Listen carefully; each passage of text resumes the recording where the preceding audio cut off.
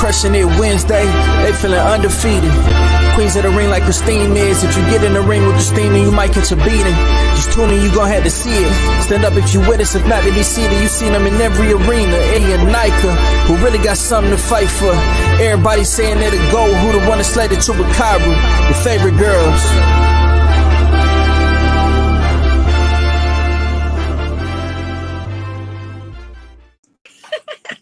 Good evening, everybody, and welcome to Women Crushing It Wednesdays. How's everybody doing tonight? Good evening, everybody. Doing good. How's my girl? I'm doing good. How are you doing? I'm doing good. You? I'm doing great. I'm doing wonderful. I got my flowers from my dorm room, brightened it up, so I'm good. I'm really good. Yes, absolutely. They always like brighten your day. You know what I'm saying? But before we get started, I want to give shout outs to our sponsors, Kush with a C, that does our fabulous intro. And he's like blowing up. Oh my God, he's blowing up. Good. Follow him on Twitter. He's fucking blowing up. He's all over the place.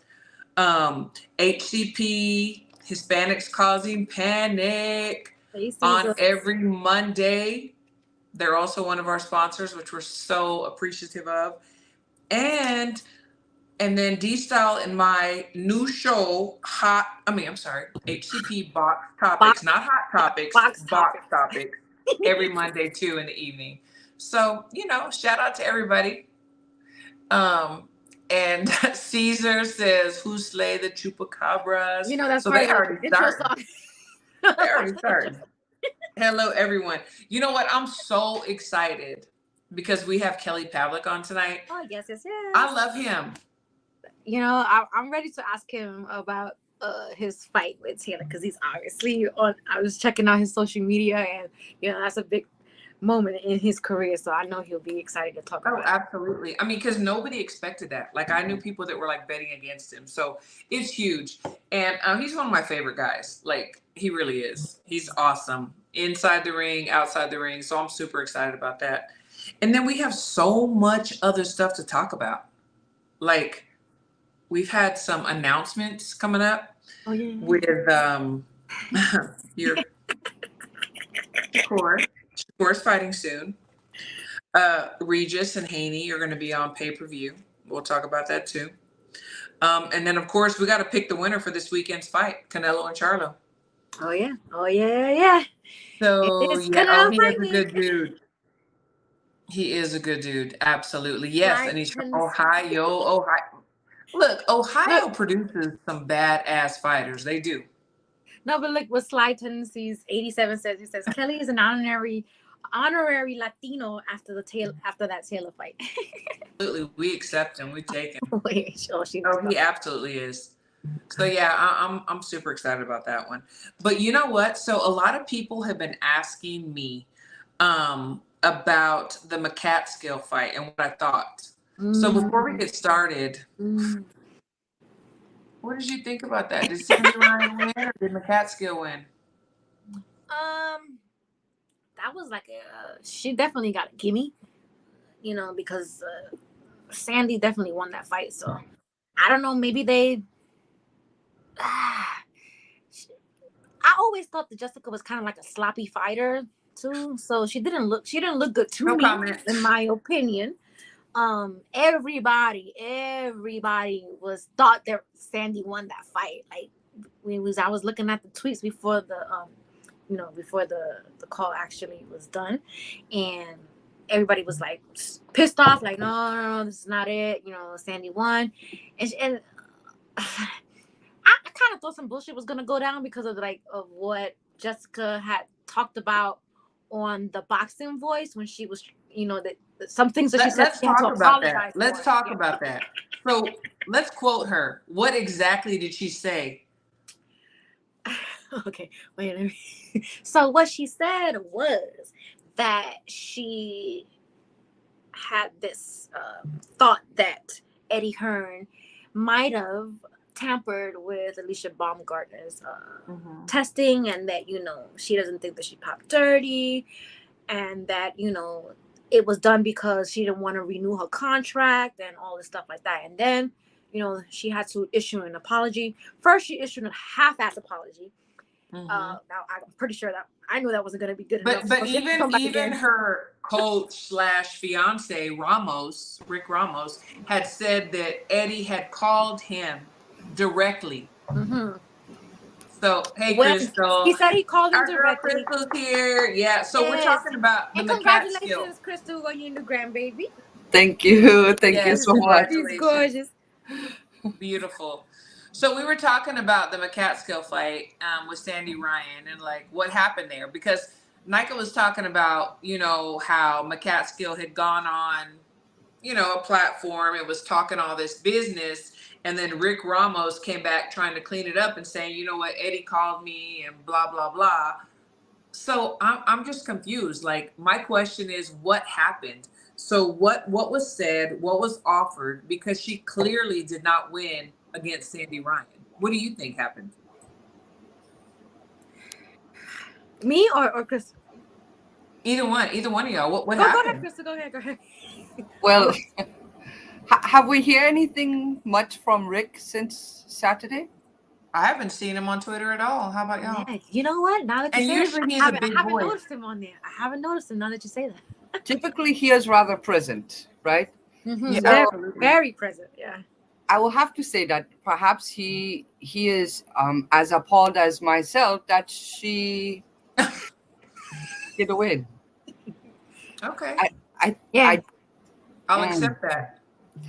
Yeah. I'm not impressed.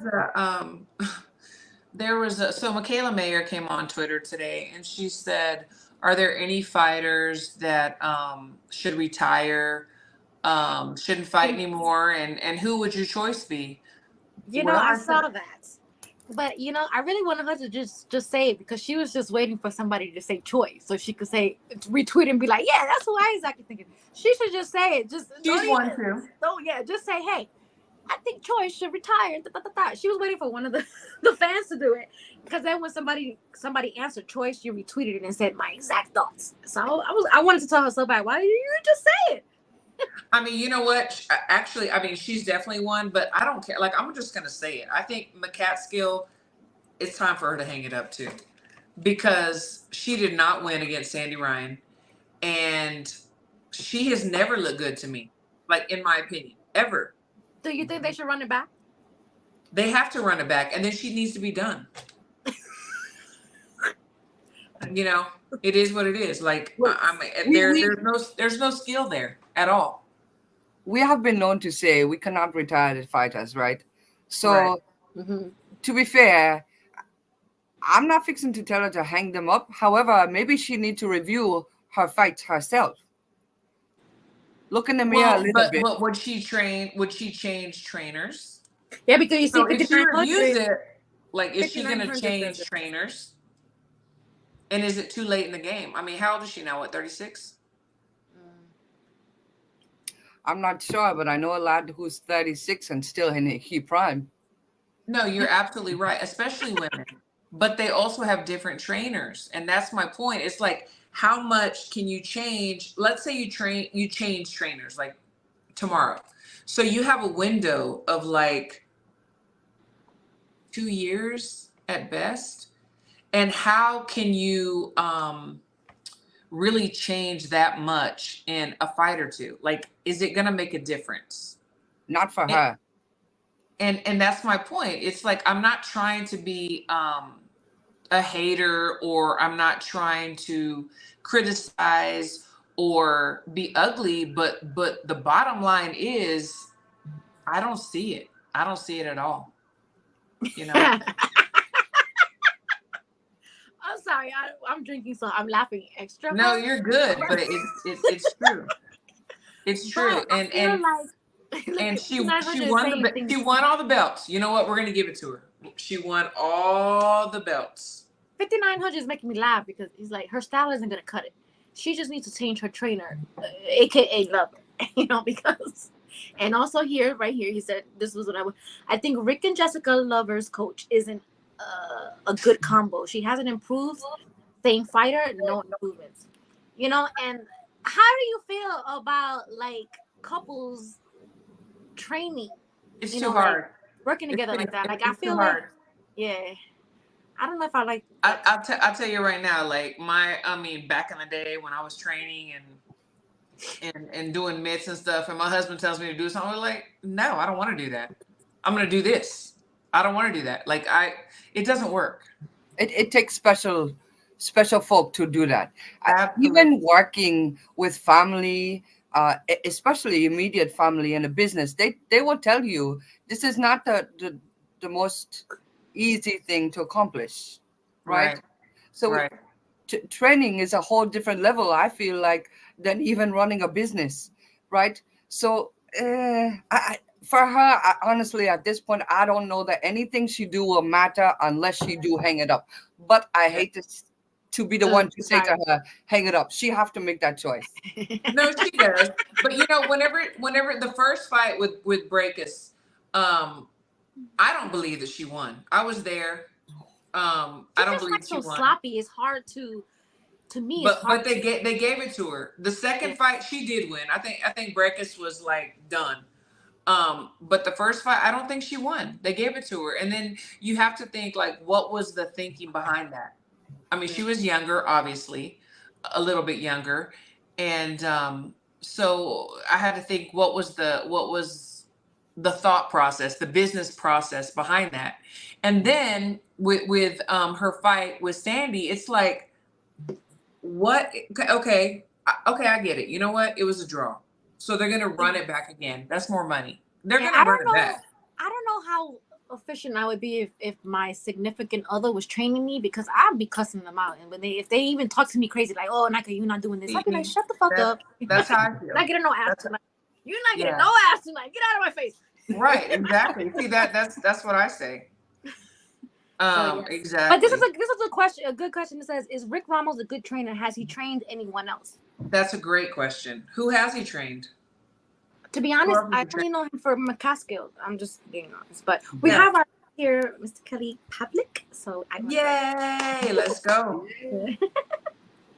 Kelly, how are you, darling? I'm doing good. How are you guys doing? We're doing well. We're doing very well. So Nigel and Crystal are on the big stage, and I'm on the big stage. And we're all here to talk to you and pick your brain. How do you feel about that? Not a lot of picking, but go ahead and give it a shot. So tell us. So what have you been up to recently? Well, you want to introduce yourself first for the people who. Oh yeah, I'm sorry. They have to be totally from another planet to not know who you are. Okay, am I the egotistical Kelly, or am I the just regular? Whatever you I want egotistical. I like ego. I like ego. I'll start talking in third person. Okay. Well, Kelly Pavlk's going to answer these questions. Alter ego. No, I'm Kelly Pavlk, former 3-time middleweight champion, lineal middleweight champion, and I'm originally from Youngstown, Ohio. Okay. So for those of y'all that just barely started watching boxing, that's for y'all.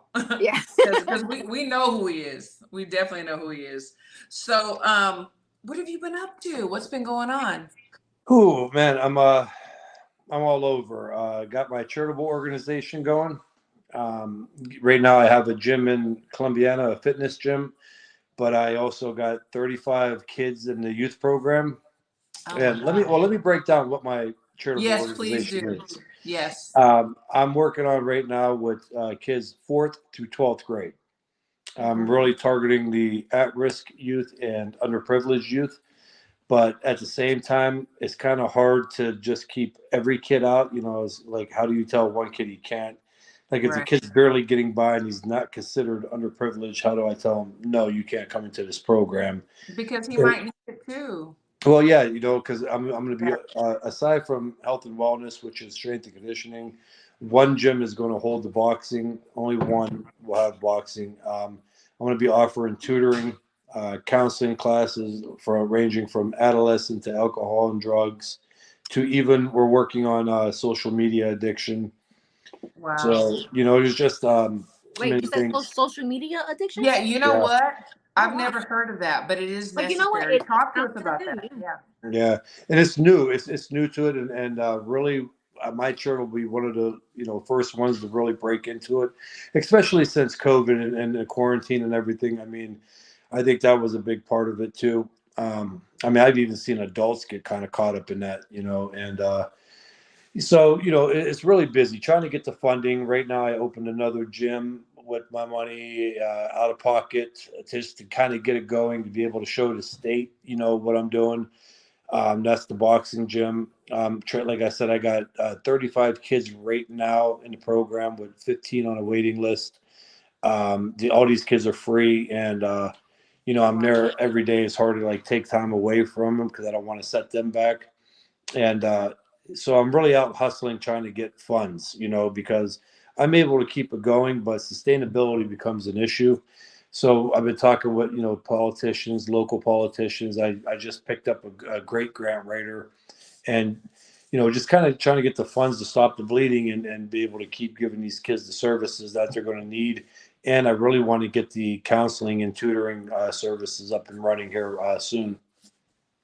Yeah, and you before we like close out later on, you have to like tell us like how we can all get involved, because obviously the girls and I definitely want to get involved, and we have so many people in the chat, because this is so important. Mike, I think, he wants to know what's the name of. Sorry, yes. First wants to know what's the name of the nonprofit again. The Kelly Pavlk Charitable Organization. Okay. So you put that in, as Kelly Pavlk Charitable Organization.org, and it'll take you into it. Or if you just go into Google and put Kelly Pavlk Charitable Organization, it should pop up right to the take you right to it. Yeah, because honestly, we have to face it. It's like most people that are in boxing, they have issues. I mean, I would say 80%. Whatever the issues are, they're all different or whatever, but there's a need there. There's a want. There's community. There's wanting to be part of something. There's maybe some anger issues, some frustration, whatever. I mean, it is what it is. I mean, this is so needed. And you know what? Even I had no idea. I had no idea you were doing this. Yeah. No, it's been a long time in the making. I mean, Christine, even when I was coming to the fights when we were going to Texas, Yes. I kind of had it up and running. COVID put a big dent in it because I have sports testing, throughout the country. I do, which is like with my partner, coach, Jess Leone. And, so I was busy with that. And that kind of set everything back. And then I was like, man, I'm getting older, you know what I mean? And I don't know how long I'm going to be able to keep training these kids. And I got probably a good 25 years left in me. But I was just like, I really want to get this moving. And then I started seeing like, working with some of the kids and having them come in, I'm seeing that they need a little more, you know what I mean? They need a little more attention towards certain things and the at-risk, just getting them. Originally, it started off just getting the kids off the streets for 2 hours a day after school. Boxing is a big help, right? And that was kind of like my big goal. But then I started thinking like, first of all, it'd be hard just to get fundings for boxing alone, but why don't you give these kids an avenue where they can like learn school, get them mixed in with other kids, learn, some social skills, and get them involved more that way and have something for them to do.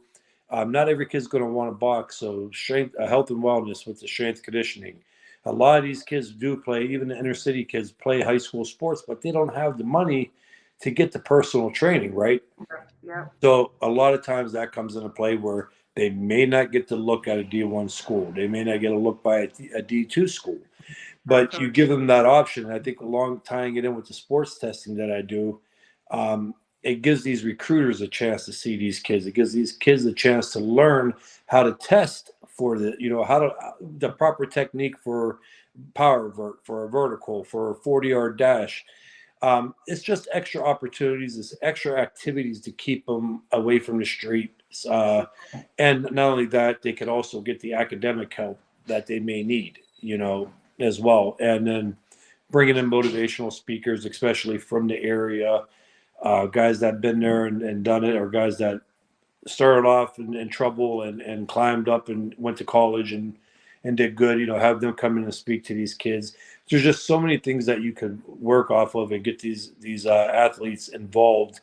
And I say athletes because athletics is a big part. As much as people don't want to realize it, like it's the savior, probably more than anything else, to troubled youth. You know, if they can get involved in the sports and something to really garner their time, it helps. And so that's the big part. But I also obviously academic work and sometimes the counseling these kids may need. So really into it. So I have your parody up on the screen. So you guys, if you want to go ahead to this is the link right here, Kelly Pavlk charitable organization.org, and the page should look like this that's on the screen right here. Yep. Guys, check that out. So Thank you guys.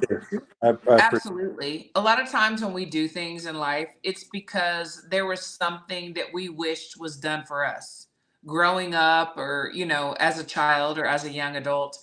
And that's why we're so motivated to do things. What was the motivation to do this for you? Well, first of all, I want to let you guys know, I'm sorry I have to use my phone because unfortunately in my household, only my phone and the Wi-Fi works on my phone and my TV for some reason. Now we're all on. Well, I'm on my phone too. So yeah, and I've had my cable service company out here, and it won't. Yeah, I can't use my laptop, but it actually works better on the phone. It does. And my daughter, she don't know where she put her makeup ring phone thing. You're good. You're perfect. Yeah, you know. So I'm over here holding it. No, you're fine. Switch arms. Yeah, I'm getting ready to buy. I got another good minute and a half. Okay. So what was that again now, Christine? I'm sorry. So, I mean, there's things in life that motivate us to do the things that we do. Because maybe we wanted something in our childhood, in our adolescence or our adulthood, even young. So what motivates you to do this? What did you not get, or what did you need to be done for you when you were coming up? To be honest with you, I was very fortunate with my parents. We grew up in the inner city. I kind of learned like from my dad. I mean, my dad would go to work with the soles of his shoes coming off just to make sure that like we had just enough for uniforms for our sports, you know, baseball or football. If the team didn't provide it, I played in the inner city league, so a lot of times they didn't. So, you know, we would have to kind of get the inner city didn't have enough stuff. They would have just like the helmets, the pads, but like spikes and stuff like that. Never really had the money to get, you know, personal training or anything like that either. That was a matter. We lived right by a school and going up there and just, you know, using whatever we could to work on athleticism. Same, even when I turned pro in boxing, I kind of always took it into my own hands, my strength and conditioning work, which led me into the field now that I'm doing with the kids, like strength and conditioning also. You know, I love it. I think it's one of the biggest things in sports. Without it, no athlete's going to get to the top. So I was fortunate there, and growing up where I did, being in the city and coming up the way I did, you know, like I said, my parents went without a lot of times to make sure we had, you know, and that was a big thing. But just being in the city and being in the boxing gyms and being around people, and growing up there, you realize that like some of this is needed for the kids. Absolutely. You know what I mean? You know, you could try to target every reason why things happen and why certain things are the way they are. But what it comes down to is if you could get out there and reach and help and just pull them away and give a chance, that one extra chance that they may not have, to open their eyes and to see, you know, and learn a little bit more of what else is out there and what's going on and structure, you know, some form of structure in their life. Like I said before, the 2 hours a day was great, but like if you could add more, and then they also have something to look forward to and work for, it makes a difference. You know what I mean? And you know, you got to take into consideration, you're not going to be able, unfortunately, to change everyone. Right. But I'll tell you what, that's my damn goal. You know Absolutely. What I mean? In some small way, whatever it is. Yeah. And that's what kind of got me into this. Coming up the way I did and just being around and seeing, and unfortunately in the boxing world, right? Like even if I didn't grow up in the inner city, I think every kid from every background or every area that's been in a boxing gym knows, you know, and has seen the ups and downs of people. We have seen wasted talent, has seen kids that had all the talent and wasted, seen kids that didn't have talent Couldn't that afford it. made it, it's just something that, anything that could help. No, I think that's awesome. Crystal, what do you have for Kelly? Hey, Kelly.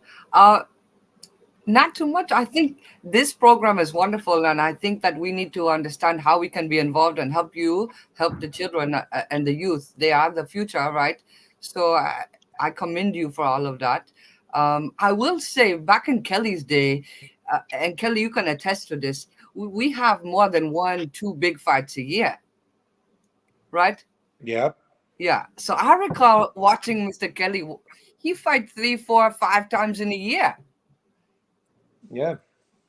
I mean, the lads now don't even know how to prepare for more than 3 fights in a year, most of them. Mm-hmm. I've seen it. I don't knock, it kind of seems like, listen, when I was fighting, and Christine, I think you could definitely remember when I was fighting too. Absolutely. And not remember so much me fighting, but the era. gossip, like the fans. Absolutely. And there was always a lot like with me too. It was kind of the same thing, like, oh, these guys were not really fighting anybody. And now, like, I see people saying that when they show like my highlights or when I fought Jermaine Taylor, and they're like, well, they don't fight like this anymore. You kind of get into that. I can honestly agree with you. We have had some big fights, but it does seem like it's getting it's more of a marketing. It's more of the promoters, I think, not so much the fighters. I think it's whatever the battle or war that's going on between these promotion companies is what's starting to hurt. It's starting to hurt the boxing. Like, and I'll take, for instance, since this weekend coming up, you got Charlo and Canelo, but even like with the Charlos and Andrade when they were calling out Canelo, it was kind of like, wait a minute, Canelo fought. He was fighting at middleweight. He beat Triple G and he beat Danny Jacobs. At the time he beat them, and people could argue till they're blue in the face, but those were the 2 top dogs at middleweight, right? And then he beat them and he moved up and did his thing. And I kept saying, if he came back down and gave them guys a fight, he would be called a weight bully and cherry picker. Mm-hmm. And my thing was this, and I will use me as an example. I kept saying, well, why don't they Andrade and Charlos fight each other, right? Now you got whoever wins that fight definitely has the demand and the power to be like, Canelo, my turn. I am the man next, And it happened when I fought Zartucci. After that fight, if you go back and watch it, they put the WBC medal on me, which made me the #1 mandatory challenger for a title. And I was excited as shit too, man. I came home, I'm like, yes, I'm getting my shot, right? And then my agent, Cameron, calls me like 2 weeks later and is like, Cal? Is that Duncan? Yeah, Cameron Duncan. He calls me like 2 weeks later. You know how he talks. He goes, yeah, Cal? And I'm like, oh, no. And I go, what? He's like, you got to fight one more fight. And he goes, how do you feel about fighting Edison Miranda? And I'm like, you got to be shitting me. Of all people, at that time, Edison Miranda was like the monster in boxing. Yep. He was like, yep. And I'm going, so first of all, it took me 7 years to get on HBO when everybody that I came out of the Olympics with was already fighting on ESPN and HBO. I go, it took me 7 years knocking everybody out, and I get on HBO. I look good. I knock the dude out. And you tell me that I'm fighting for the title. And not only do you say I have to fight one more fight now, but I got to fight Miranda. I was like, what the hell? And I fought Edison Miranda, who was an undefeated knockout artist. And so you had 2 guys pitted against each other with an unbelievable knockout ratio, undefeated, to fight Jermaine Taylor. So why don't we do that now? And that goes back. Let Andrade and the Charlos fight, Yeah, I agree with you. Yeah, give somebody a reason to say, you know what? Yes, they're ready. And I think what you're saying with the boxing, I think that's kind of what we are missing. Let's see some of these. I mean, we got a little taste with Garcia versus Tank. But let's start seeing these guys kind of get in there and mix it up a little bit. I understand that nobody would have longevity if you throw them in every fight back to back, kind of like the late 90s and early 2000s. I mean, we've seen guys like Fernando Vargas end with a short career and many others, and them guys all fought each other. I mean, there was no era in boxing, Exactly. not even a 70s was like that, or the early 80s. But I think at some point, though, like I'll tell you where a big one is: the heavyweight division. The heavyweight division means everything to boxing. Like that, it dictates where boxing goes. And here you got these heavyweights all lined up, like Tyson Fury, Usyk, Anthony Joshua, Wilder. If they're not fighting each other, fight around the other guys. You know, let Ruiz fight Wilder. Let Anthony Joshua and Wilder fight. Fury versus Usyk. Start making these fights happen, and that will kickstart boxing again. Absolutely. No, I so agree with you. Like, and people, I always get criticism, but I love Fury. Like, he's the top dog for me. But this is a great question. So, boxing pound for pound, Jack said, do you regret not getting to have the fight with Andre Ward? I kind of do. And that was the icing on the cake for my retirement. You know, for all the crap that was out there of why I retired, I'd never planned on having a long career. You know, me and my wife, even before, you know, it was always talk like when I won a world title, I was counting down to retirement, whereas other people would be counting their next big fight. Right. And that's just, you know, the honest truth. And then I loved going out with Robert Garcia. It helped me. I think by going to Robert Garcia is what is going to help me in my next chapter in boxing with training fighters. So that was great, but it was hard at that point. Most of the time when a fighter ups and leaves his home and his town and goes away is early on in the career when they don't have a family, when they haven't made money. Right. You know, for me, I was already pro over a decade. I had 3 world title belts sitting in my trophy case and made good money. And I had a family at home. And I was already kind of like wanting to be done with the sport. And then you tell me like, you got to go to California and train now, you know? And so I have to go cross country with a young kid's babies at home. And it was hard. And, you know, but going with Robert, that was a big part of it. It helped it. It was fun. And when I thought, I ain't gonna lie to you, I was arrogant and cocky. I was like, I'm a 3-time world champion that's been fighting for over 10 years. Yeah, what can you do for me? Yeah, what are you going to show me that I don't already know? And he didn't. Yeah. You know, what I loved about Robert was he was like, I'm going to take what you got and sharpen it, right? I'm not going to. Oh, see, I like that. Yeah, you can't change somebody's style over that period of time.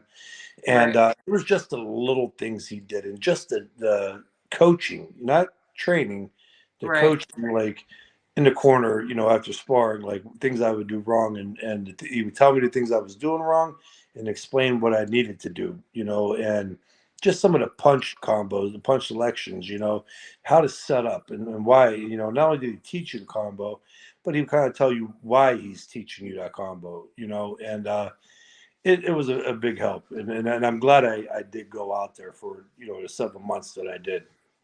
And there's a difference. I've talked about it before, like between a coach and a trainer. A trainer, I mean, anybody can get a license and be a trainer.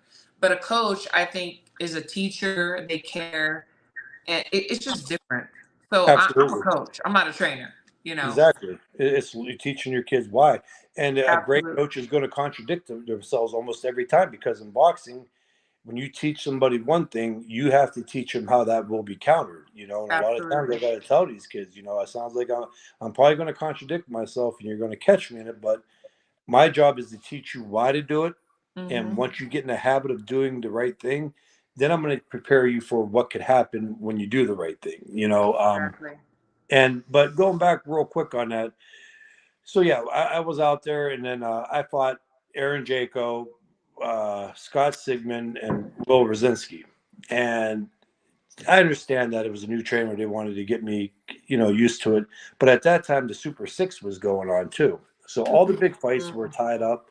And then I was really like at that point, before I was at home and I was talking to my wife, I was like, I don't know if I'm going to go back out there. I think I'm just going to hang them up, you know.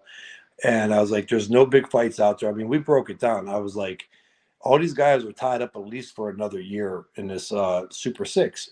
I go, there's nobody out there, you know, that's to me that could get me motivated. And then we got the call about Andre Ward. and it did. I mean, I was like pumped. I was ready to go, and then that's when he had he injured his shoulder, and he had that surgery that put him out for a little bit, and then that was definitely the icing on the cake, you know, to retire. Yeah. So yeah, that was a big upset. Like I would have liked to see that myself. yeah, and boxing is not a hobby to have anymore or a sport to play if this ain't fully in. You know, No, absolutely it's not. Absolutely not. So, so Nika, she's got some pictures she wants to put up, and just the first thing that comes to mind, and whatever. So, yeah, Nika, let's go. All right. So this first, let me change the format. Hold on. I'm drinking. All right. So, we kind of wanted to know, like, what were you saying to the ref in this picture, right here? Oh, let me take this. Yeah. Remember the interview after that fight when Larry Merchant asked me that dumb question? What was going through your head after He asked you? Larry Merchant. Yeah, he asked me, what was going through your head after that knockdown? And that's when I did the funny one everybody talks about. I was like, you really want to know what I was thinking? Shit, it's going to be a long night. You know, I don't know how else to answer that question. Right. You got your brain rattled, you know, like how do you know, why would you ask somebody that question after getting dropped? You're right. You're absolutely right. You're right about that. But how that picture there was more of, that was a weird knockdown. It was one of those equilibrium shots. So yeah, I try to explain to people. It was flash. like, yeah, kind of. And you're there though. Like mentally, I could tell you who was saying what in the crowd. I could, you know, pick out who it was. Just my legs didn't want to work with me, you know, and that's why, like, a lot of people say it should have been stopped. But Steve Smoger, as most referees tell you, as long as you show that you can hold on and with it, and if you go back and watch, I mean, I kept grabbing him every time, and it was just, I knew if I could get out of that round, and I'm not just saying that. I mean, I knew if I could get out, that I was going to win that fight. And if you watch the third round, I came out and just put it on him and threw over 100 punches. Yeah, that right there, that round sucked the whole fight out of Jermaine. I mean, when I came out and unloaded like that, I knew it was my fight. Yeah. Absolutely. All right. So what about this picture? When you see this picture here, that's freaking huge. But yeah, this is a big thing, no? That's the one where you sit home and it takes you a little while to realize, but you go, I made it.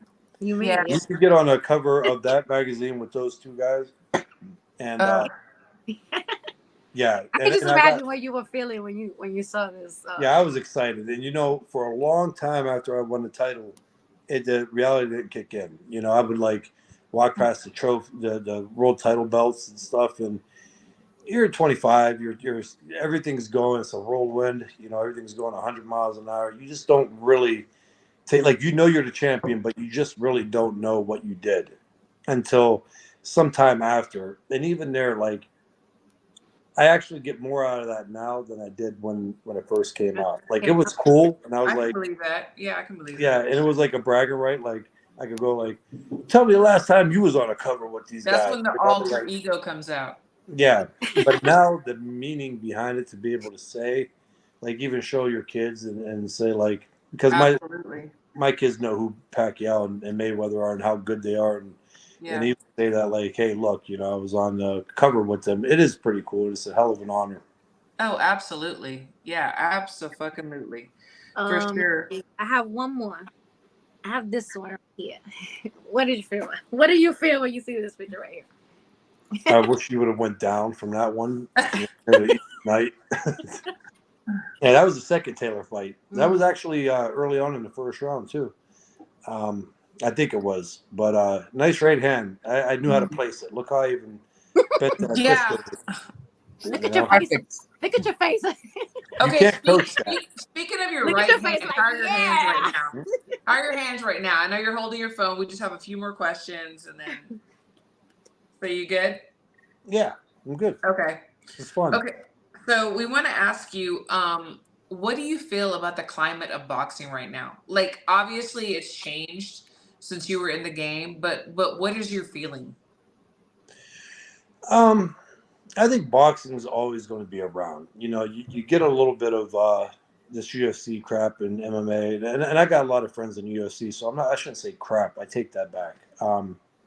But people have to realize boxing has been around, and it's going to be down. It's going to take its bumps and bruises, but boxing ain't going nowhere. And you know, it just takes one or two big fights to kind of like rejuvenate it. I don't know. The climate of it right now, I think it's still good. You got so much talent floating around in the sport. I mean, this is, and I could honestly say this, people disagree, and I get in this argument usually with like the 50 and 60-year-old, right? With eras. And it's like, I'm in strength and conditioning, and I can tell you this. Athletes in every sport have evolved. Kids in general. I mean, these kids are just in football are bigger, faster, stronger. The numbers don't lie. You can say what you want, but it is what it is. And like I said, I do sports testing, and I see the numbers, and the talent is there. There's never been talent like these fighters today, like how fast they are, reaction time, how quick they close the gap. To a regular person that don't know what I'm talking about with like sports or even boxing, they're not going to understand that. You know, everybody thinks the 60s, 70s, 80s were they were slugfest and things like that. These fighters are very technical now, and they're fast, fast twitch muscles. So boxing is loaded. I just think what's kind of hurting it is this greed, I would say, or this. I think some of these fighters are the entitlement, and I can't say that, and I sound like an old head, but some of them are. You know, one thing you have to realize, and this goes for everyone in sports, you got to know your worth, right? Absolutely. So, like, if you're still, let's use Lomachenko, who he really I never heard him complain about a purse, but like I think Lomachenko realizes, yeah, he was at one point a pound for pound best fighter. This goes back probably 4 or 5 years ago, but you were still fighting in a small arena at the Madison Square Garden for a reason, right? Yeah. You're not going to get $5 million paydays. You know, you're probably going to get those 1.5. And these fighters have to understand that too. If you're not putting the ass in the seats and you're not getting the buys on pay-per-view, it's hard to go out and tell a promoter because promoters are putting their own money up and the money just don't float around like people think it does. And you're not going to get the 3 million. So whatever this entitlement is, like, give me the payday or I'm not fighting, you know, that's hurting boxing. I think some of the promoters with the business part of fighting and some of these fighters get the blame for it. And it's not the fighter. It's coming down to the promoters not making the fights for whatever reason. If PBC got an issue with Top Rank, if Top Rank got an issue with Golden Boy, it affects the fighters. And I think it's only hurting the sport at the end of the day. Start making these matches, start getting the interest back into the sport and giving people a reason to talk good. Social media plays a big role, and I've had this argument, and people are going to think I'm crazy. Social media hurts it as well, and boxing fans may not realize it, but they're hurting it. Every time they get on after a big fight and they put it down and they say, this person was a bum and this person and blah, blah, blah, blah, you're hurting the sport. I can see that. The casuals, you can see that. Like, I'm gonna get a lot of shit for this probably to whoever's listening, but I really want people honestly to answer this question. Let's use Roberto Duran, and then we'll hop to Mike Tyson. But let's use Roberto Duran. Roberto Duran fought Jose Acuna while holding the WBA world title, lightweight world title. Jose Acuna was 0-2. Now, I don't even know any commissions that would pass that fight today, let alone. But if a guy today, a world champion, say if Tank Davis fought a guy 0-2 his next fight, what would happen on social media? Oh, my God. Yeah, you know, you hear every excuse. He'd be crucified. Oh, absolutely. And even Mike Tyson. Mike Tyson was great. I loved Mike Tyson. I cried when he got knocked out by Buster Douglas. But think about this. If that fight happened today and he got knocked out by Buster Douglas, it would be, he got knocked out by, I told you guys, as soon as he fought somebody, you know, he would get beat. And it's the truth. Like, I'm even getting some stuff right now for saying that, but we know that, right? Because there's not a good fight today. No matter what mega fight you have today, Pacquiao Mayweather, right? It's everything was negative. Yeah. And so social media plays a big role in that as well. And how do people come and talk about it? No, you're absolutely right. You are. Is that part of the social media training that you have with the program that you are doing? Mm-hmm. Okay, yeah, because I do feel like social media is definitely a big part of boxing right now. So boxers need to learn how to use it. Yeah. Or it definitely make you or break you. You're right. And when I going back on that, and I want people to, even a guy that thought I was talking crazy, I'm not knocking. This is not a discredit to Duran or Tyson. Obviously, living legends of the sport. You know what I mean? Absolutely, but they're always going to be. But yeah. if those fights did happen today, what's social media? You're so right. What the social media people would do. Mm-hmm. So when I say that, it does affect, and you're right. Adults like these guys that get on, they don't. A lot of these people that get on social media don't even care about the fight. They're looking for the one thing to hop. Like they're watching that great fight, and they're trying to find one point. Hurry up and hop on social media, so everybody knows they were the first to say it. Yeah, absolutely. Exactly. Absolutely. Oh my God. Absolutely. And so before we let you go, I just have like a few predictions that I want from you. So we have a big fight this weekend. And I want to know what your predictions are. Canelo Charlo, who do you have and why? Could be interesting. I think if that fight happens two years ago, I think I definitely would be 100% set on Canelo. Like Canelo will come right out my mouth very fast. Interesting. Okay. I think Canelo has shown in some of the fights. I think Canelo is a great fighter, and I don't think he gets the credit that he deserves. He's one of the few people in boxing that are really staying active and fighting people. Okay. He's jumped 2 weight classes to fight guys like Bivol, which in this sport as fighters, we know how dangerous and hard that is, right? Mm-hmm. But Canelo, to me, I get worried after the 7th round. Like a lot of people, it's taken them a long time to realize it, but I noticed it after the first Triple G fight. Like Canelo starts fading. I don't know if this muscle fatigue or whatever his strength and conditioning is. As a strength and conditioning coach, that kind of stands out to me. And I think if Charlo gets by 7 rounds, I think it's an interesting fight at that point. I really do.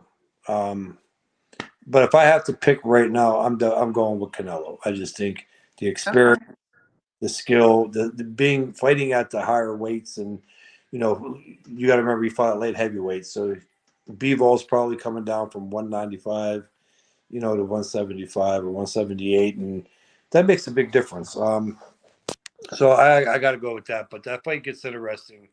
It gets really interesting if it gets to the 7th round. So Nika, who do you have? I'm gonna go with Canelo. I'm a Canelo fan, so I'm good. But you know what? I wouldn't be mad if Charlo take it because it would shake up some stuff in boxing. So, I wouldn't be mad. So, but I'm a Canelo fan, so I think he's gonna win. But if Charlo wins, I feel like it will shake up some shit. So, either way is a good thing. Yeah, that's true. Crystal, who do you have? I actually agree with what Kelly say. The only thing I would say is this: will Charlo be able to stay and keep the focus after the 7th round? I worry about Charlo after the 7th round also. So who do I have? My pick is Canelo. I have a hard time picking against Canelo. He proved to us that he have been where he has been, right? He is the number 1 man. He's got the skill. He fight the fighter as we need him to fight. He proved to us that he is where, that top pound for pound list. Honestly, he is there. So I have a hard time thinking that he will lose this fight. However, after those later rounds, that's when it will get interesting. And I don't see a knockout happening either way. Yeah. Okay. I agree with that, actually. And then we have, so I have to ask you, Champ. So Regis and Haney, they're going to be on pay-per-view. What are your feelings on that fight? Regis is he's kind of like He's dangerous. You know, when he fought on the Jake Paul undercard, what was that? 2 years ago, April, I think. Actually went to that. He didn't look good there, and he didn't even fight a good fighter. But the Triller card, the Triller card. Yeah, it was when Ben Askren, I think, Yes. Paul fought. Yes. And he didn't look good on that fight at all. Like, I was actually surprised. And but seeing his fights in the past, and he's tough when he comes to fight. I just think right now, if you're in the wheelhouse of the power of Tank, I don't think you stand a chance. I think Tank will struggle against guys like Haney. I think he will struggle, obviously, against Shakur Stevenson, who is one of my pound-for-pound guys right now, too. Really? So you believe Tank would beat Shakur? No, I don't. I think... Oh, you don't? Okay. But I think the type guys like the Santa Cruzes that he's been fighting, Barrios and even Regis, I think these guys are right there in front for that power. I think, I will say this about Tank, I think he's one of the pound-for-pound hardest punchers pretty much ever at that weight class. You know? Yeah, for sure. And I will from the older guys get that, you know, how could you say that with Duran? So, you know, but I do. I think Tank just hits hard. He's a hard guy to fight because you're constantly worrying about that power. But I think when you start talking about Tank fighting guys like Shakur and Haney that don't lean in, that don't leave those opportunities and can box, I'm sorry. I just think Tank could get outboxed by them. We've seen it happen. You know, he was down on the cards against guys like Santa Cruz. Santa Cruz is usually the guy that drags you out in deep waters, but you know, he was down. He was actually down against Barrios. You know, he was a close fight with Pitbull Cruz. Close fight going in with what's his name? The other kid that he knocked out, the loudmouth, Rolly. Yeah, Rolly. Yeah, that was a good fight. Yeah. So and Ryan Garcia, you know, Ryan Garcia got crazy in that fight. So Tank hits hard. It's hard to ever bet against Tank because all it literally takes is one punch that could change an entire fight like that. But if Tank was to fight guys like Shakur and Haney boxers, even Loma, I think that would be a long night for him. But Tank versus Prograis, I think Regis is the guy that's right there to be hit. And I don't see him going to decision in that fight. Okay. All right. So last question from me. So Shakur and Delos Santos. So that was just announced. It's going to be on ESPN. Is Shakur the guy? Yeah, I don't see really anybody beating Shakur right now. The only person I see beating Shakur is Shakur himself. If you don't train hard for a fight, or if you don't, you know, go into it, but or if there's just some phantom punch that lands. But other than that, it's hard me seeing Shakur. I could tell talent, and Shakur right now is probably one of the more gifted boxers in a very long time. I mean, he could fight on the inside. He could, you know, I watched, as you know, always observing. He'll stay on the inside with you, and he'll get in a habit, right? And he'll start getting you into a habit of thinking he's in a habit, right? And he'll be in and out, and then like 2 rounds later, he's coming from another different angle, just intelligent in the ring. His ring generalship, just his speed and reflexes. I don't see anybody beating Shakur at 135 or even 140. I don't. I have to agree with you. So before we let you go, I wanted to say that so my late best friend, you were like her favorite fighter ever, Stacy Schneider. She was a photographer, and so her mom reminded me she's got like a whole book of all of your pictures, all of your fights. So I wanted to like shout out to her. And then of course Jordan, my son, he's like, tell Kelly I said hi. I was like, I Jordan will. always likes picking on me too on Facebook. He always does that, man. And I he like love probably comes Jordan, to your chest. Socialized butterfly. Socializing butterfly. Yeah, he if probably he comes didn't to pick your on chest, me, but I would think something was wrong. You know, I'd be like, Yeah. is Jordan mad at me? Exactly. So the girls and I are gonna like go on another 10 or 15 minutes, but I know your arm's probably tired, so I'm gonna go around the block. I'm working out a little bit. I'm building up the muscle endurance again. Oh, I know you have. Oh wait, I have a question for you because I've asked a couple of boxers this, and they always get stumped, and they say it's a good question, so I'm gonna ask you. What changes would you make to boxing right now? Good like question. a rule that you would implement that would like change boxing in your opinion that you would recommend. You know what I'm saying? Maybe because with all the popping of steroids and what is the rule that you would implement in boxing that would help it? I think this. First of all, I'll top on one real quick. I hear a lot of people say either weigh-ins, same day weigh-ins, which is crazy, and I hear one belt. If you right now we're having a hard time with 4 belts getting big fights made. Can you imagine how long it would take to see big fights if you had one belt? One belt, yeah. No, and how much brain damage? That's true. Yeah, so I mean, do I think 3 or 4 belts? That might be a little lot, but the more belts you take out, the longer you're going to see some of these big fights till they're made. I would say the steroid thing touches home with me, and I'm not going to get into that, but I think in the combat sports, and I could even toss football in there. I think if you get busted with a sports an enhancement, performing enhancement, or PEDs, I think not only should you be kicked out of the sport, but I think it should be actually a federal crime. I think you should honestly look at probably prison time.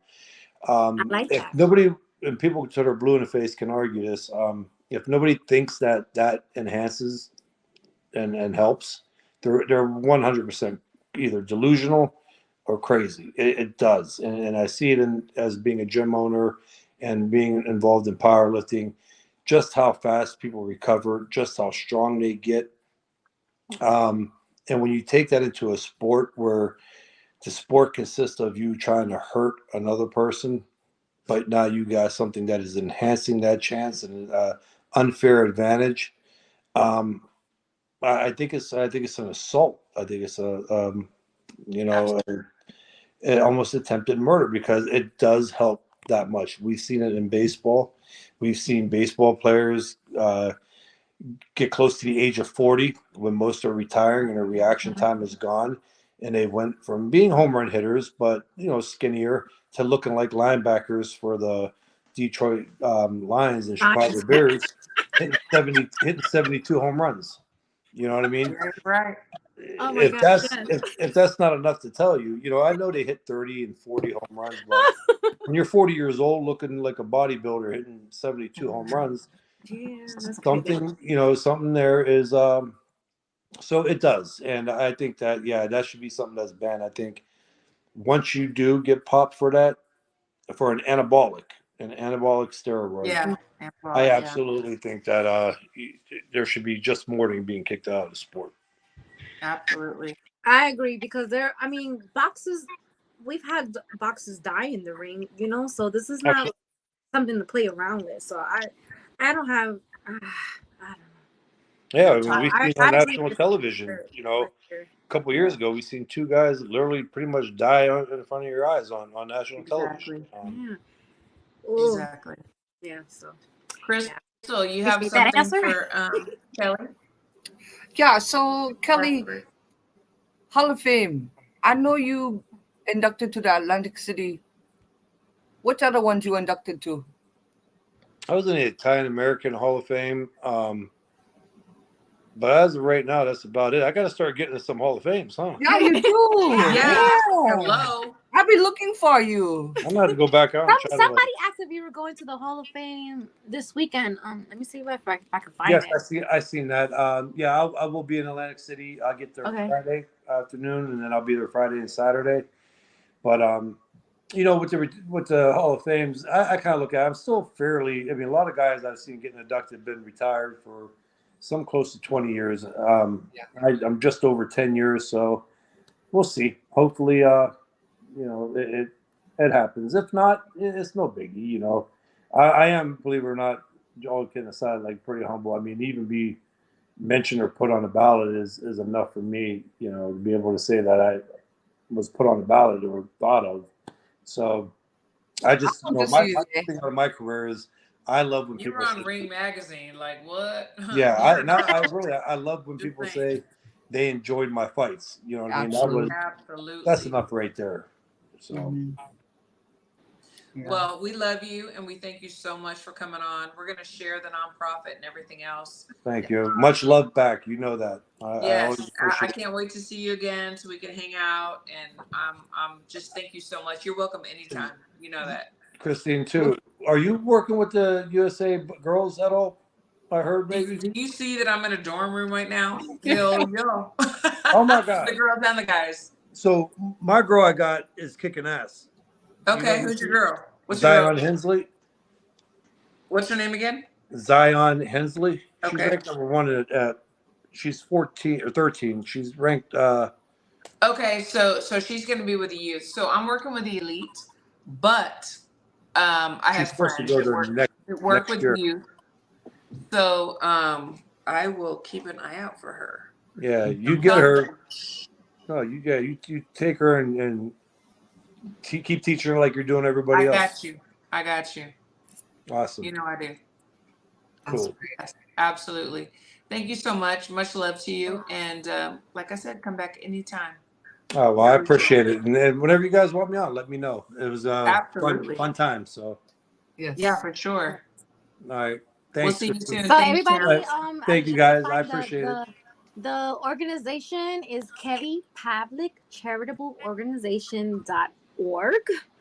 I'm gonna put the let me see if I could do this right. She's so technical. Yeah, and I'm not. Don't ask me how to do it. Yeah, she. Oh my God. I just know how to copy the link. Do that. Yeah. Wait, hold on. I don't even know what I'm doing here. Hold on. Present the screen. I want everybody to go and everybody. Look at, because this is a good thing, because when I was a kid, I had the Boys and Girls Club, and it's a beautiful thing to have programs where you could stay out of trouble. Again, I appreciate you guys trying to get the awareness out there and absolutely it's put so it out important. there. It means a lot. But yeah, please look up this website. If you could help, that would be a good thing. So thank you for coming on. We really appreciate you and the great work that you're doing with the youth. So Absolutely. Well, I appreciate it. Absolutely. You take care. You get some rest. All right. And I got some questions for my girls after this. All right. Okay. See you later. Thank you so much, Kelly. Bye, Kelly. So, ladies, we have some fights coming up this weekend. I know we talked about it before, but I want to get into depth, into detail. Crystal, for the fight this weekend, what round? What's going to happen? Is it going to go to the scorecards? Is it going to be a knockout? Talk to me. You speak of Canelo and Charlo? Absolutely. I think this one going to the scorecards. Okay, you think so? So nobody's going to get dropped. Nobody's going to get knocked out. It's going to go to the scorecards. I would be surprised. We have to acknowledge the fact that Mr. Charlo is very athletically inclined. So I think that will carry him to the late rounds, right? Yeah, the deep water for sure. Canelo is not exactly a knockout artist by any means. Do he have the power? Yes, but I don't think that Charlo will be knocked out. I just don't get those vibes. So if he is, I feel like it will be because he have loose focus. So I need him to keep focus. And I feel like they both make it to round 12 and it go to the scorecards. And at that point, if we go to the scorecards in Las Vegas, we already know the winner. Okay. I like that. But I'm going to say really quickly, we have many watching and we only have 2 likes. What's going on with that? Yeah, everybody that's in the motherfucking chat right now, hit the likes. Hit the like. Let's hit the like. Oh, I'm going to beat your ass. I'm just saying. Okay, so Nika, how's it going to play out? I'm never good at these things. That's why I do not bet anymore. That's always my money. Like anymore. I like my coins, but I feel like Canelo's gonna win. I don't think he's gonna knock Charlo out though, if I'm being honest. I don't think he's gonna knock him out or anything. But if he does, that would be, you know, fun and exciting. But I kind of do want to see a knockout in this fight. But I don't think it's gonna happen. But I do think Canelo's going to win. Okay, and he's gonna get those body shots in, and this is gonna. I have to agree with you. I believe that it's going to go to the scorecards, but the only difference is I believe that Canelo will drop Charlo at least once. You think so? I do. I believe that his body shots. Frame I believe that he will hit him in the body because he's so good at feigning that he will drop him once. But I believe that it also will go to the scorecards. Yeah. So the knockout, here's my thing. The knockout, I think, will come after this fight. Okay. Whoever win this fight, take a fight with Bud Crawford, and then we see a knockout. I'm just saying. Well, who would you rather see Crawford fight? That's my next question. Yes. Who would you rather see Crawford fight? Well, no, sorry, I said Bud. It don't matter. Canelo or Charlo.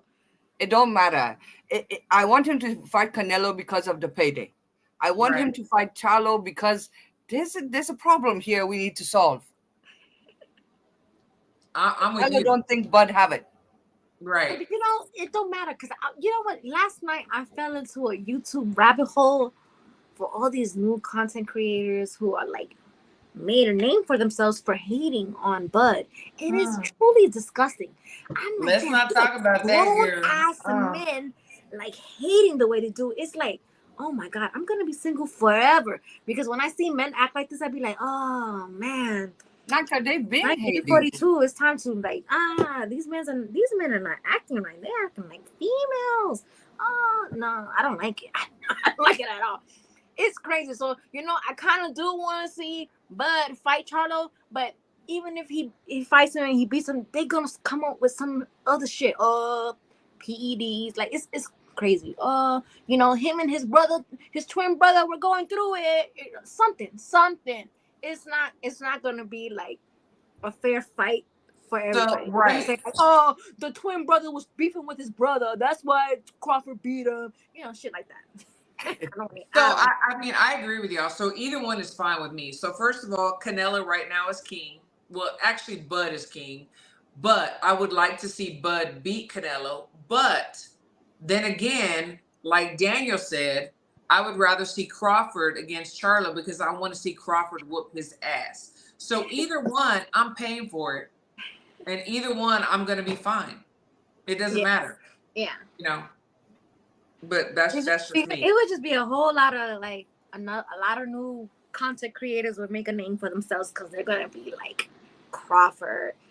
You know, I wish I would have seen these videos. It was like late at night, so I didn't even like screen record it. But you know, sometimes I just like go down this YouTube rabbit hole, and if y'all see the way these guys talk about Crawford and how they think some guys was like, oh, he cheated, his gloves were like fucking up, and I'm just like, y'all seen this man wrap his gloves on live TV, and you really saying he's like, somebody actually said, watch the fight. They don't know what goes on. They don't know how the commission is, how you take your dude to go watch this dude's hand. Somebody actually said, you need to watch the fight between Luis Resto and Billy Collins because that's what Bud did. So they're trying to insinuate that Bud, you know, took some padding out of the glove. He wrapped his hand and dipped it in plaster. Like, I'm just like, wow, you guys really think this? Because they don't know. It's crazy. They haven't been there. They haven't been there. They probably never even walked into a gym or smelt a hand wrap. Like they don't know. They don't know. But so the next fight, Shakur and Delos Santos. Crystal, I'm gonna start with you. What you think about that? Shakur, easy. Yes. Nika, who you got? Skill wise, we're gonna erase everything else. Skill wise. No, I mean everybody knows I'm not like the biggest fan of Shakur, but I do think he's a talent. So I do see him taking this fight. So I'm not gonna be a hater. So. You know, and you know what? All I gotta say is kudos to his mama with 9 kids. I have 10. And guess what? My oldest son did not raise my youngest daughter. Just saying. I miss part of this business, but I will tell you, Christine, 10 kids, you are a superhero in my book.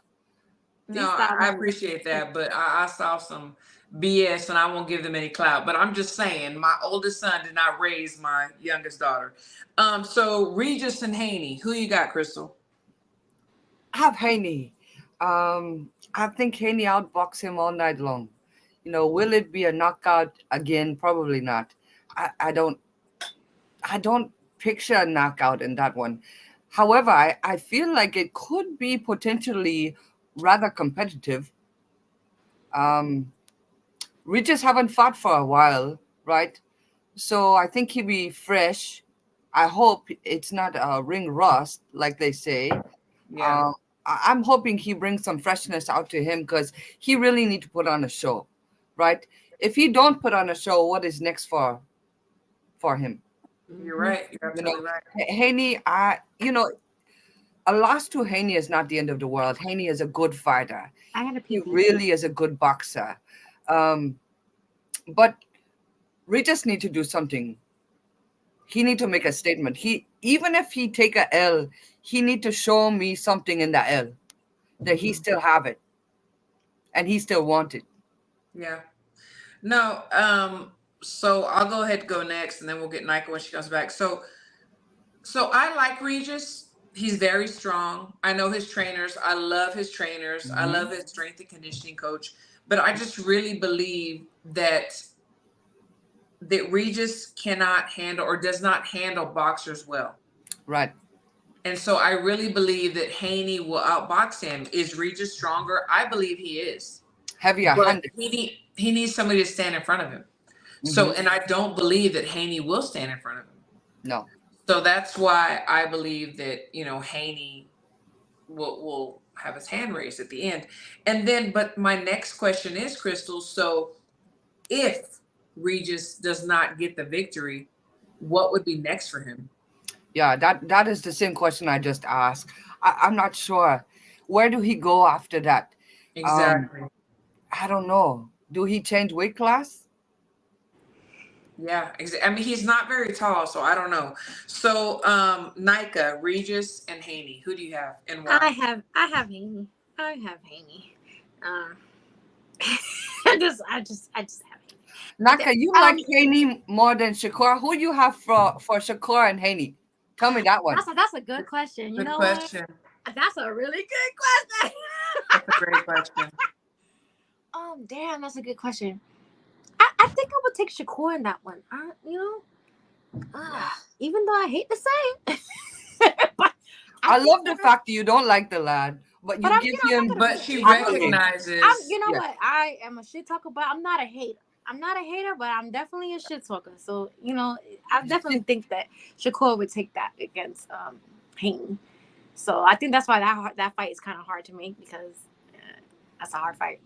So, Crystal, do you agree? Do you believe that Shakur would beat Haney? I do. Just like Kelly say, I don't see anyone beating Shakur at 35 and 40. And Kelly even goes so far as to say the only person who will beat Shakur is Shakur. I agree. And here's the thing. The thing about Shakur right now at the present time, and this is only from the outside looking in, the lad is one of the most hardest working lads in the business. For sure. He always working. And always. Sparring with the best. And what? Sparring with the best. Sparring. Yeah, absolutely. Yeah. Absolutely. Mm-hmm. Yeah, absolutely. No, I totally agree with you too. Like right now, I believe that Shakur is king. He's going to stay there for a while. I do too. I really do. What do y'all think about like the backlash that he's getting like on social media now? Because it's so funny to me because I was always like, I guess people always wanted to call me a Shakur hater. But it's funny now to see everybody online going at him, saying the same shit that I used to say before. A lot of people don't like his confidence, but he confidence is taking him a long way. I never spoke about him in the ring. I just don't like him outside of the ring. Like but I never said he was a bad fighter or anything like that. So that's why, it's funny to see people like ragging on him and they going on him hard, and I'm just sitting back like, yeah. You know what? I don't have to say anything anymore. I don't have to say anything anymore. You guys, everybody on social media is doing it all. But we cannot deny his skill. Like, he's very talented. Making him a monster, because that's what happened to Bud. Like, everybody was like ragging on him, and that's why he fought Spence the way he did. So y'all keep pounding on Shakur. He's gonna do the same thing. Yeah, exactly. Yeah, but you know what? This is boxing. I mean, everybody has their personal, and I get it. I totally get it. There's some people I'm just like, if you only knew, or but you can't deny when they get in the ring, they're taking care of business, you know? Right. So I give him props for that. But before we head out, Crystal, do you have any last words or any things you want to say? Thank you to the chat. Make sure you hit the like. We need to hit the like button. And I've been out of the boxing world for a minute, taking care of grandma duty, right? So, congratulations. Yes. We have our first date this weekend on the Saturday. She coming to watch a Canelo Charlo with grandma. Teach him young. Absolutely. Oh, they want to know, what about the Frank Martin thing? Like, that's a good question. You know what? Yeah. For the Frank Martin interview? Well, do y'all think it was a good thing for him? I mean, everybody wanted to know his side, so that's why he went on the interview to tell his side, and then everybody killed him for it. So it's like, let me ask this, because I didn't watch the interview, and I will not. But Nika, so was he saying that he was worth $8 million? I'm just asking, because I saw that on Twitter. No, he was comparing it to why he should have gotten more with his fight against Shakur. But, I don't know if that interview helped him or not, but it did give his side of the story that he wanted to tell. But right now, Shakur's already on to the next thing, so it doesn't even matter. Nobody. And then I did see some people, which kind of does make sense. Well, no, I think this was in a group chat. They said that Frank Martin should have kind of took that fight, because now PBC doesn't look like they're gonna have any fights, in 2024. So he kind of missed the bag, because, what are they gonna offer you now? You know what I'm saying? So look, this sounds horrible, but y'all can quote me on this. The Frank Martin ship has sailed. Nobody cares. Nobody cares. Just well, I think Shakur will give Frank Martin the largest payday. And for Frank Martin, I'm not sure who guiding him to not take that fight. And if he truly think he worth more than that, maybe he need to rewatch some of his fights. However, like the last one. Well, here's the thing with Frank Martin. He started late, right? So he need to jump on every ship he can to get every bag he can. And I'm not sure who would tell him any different. Because now that PBC has this going on with their, for 2024, like, what's your next big payday now? Like, you did fumble the bag. But I mean, I don't know if he knew what was going on with PBC and stuff, like, he thought he was worth more than he is. But now I don't think you're gonna be offered a big bag like that no more. Like, it's gonna be hard to, I'm not interested in him fighting anybody. I don't want to see it. I don't care. I won't pay for it. Because he was saying how he, when you take away the payments for, like, the trainers and stuff like that. But this is true. This is true in the boxing world. But reverse psychology, when you're on the B side, don't work, my dear. Yeah, but don't work. You don't have nothing to give anybody. You don't have a fight. You don't have nothing to give anybody.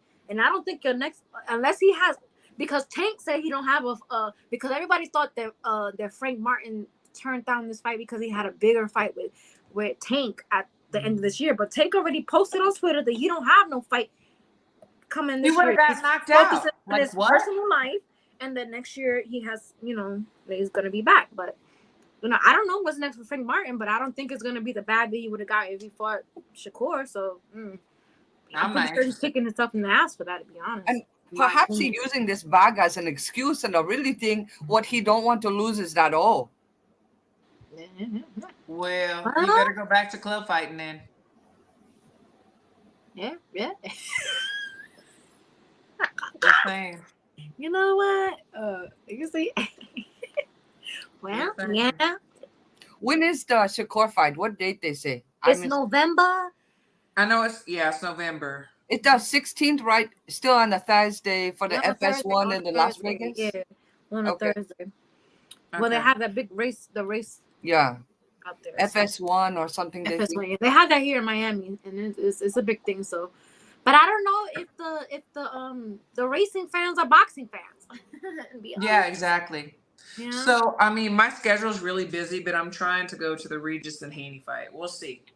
What That's in San Francisco, right? Yeah. So I'm gonna send y'all some dates that I'm off, so we can try to, lock them in. So we can be with the celebrity Crystal, because every time we're out with Crystal, we always get free drinks. It's still not true. Always. Crystal. Yes.